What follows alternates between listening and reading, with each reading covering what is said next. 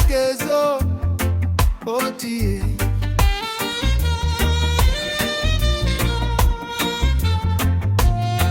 shachimbomira kundinyepera nekutipa uri ndakaperera wakandibata ndinomera eya une rudo runonditira ndinopembera wakaenda ndinokumirira kusvikira tarorana tava baba na mai zvachose ndakambodanana nevakawanda asi pauri ndakaperera zuva chose ndati ndakambodiwa kakawandisa asi pauri ndaperera zuva chose ndakambodanana nevakawanda asi pauri ndakaperera zuva chose ndati ndakambodiwa kakawandisa asi pauri ndaperera zuva chose.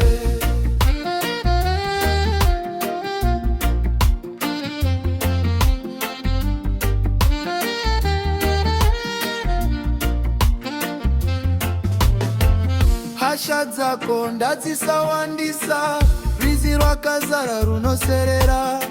usatarura zvekundirwadzisa moyo wangu ngautsemura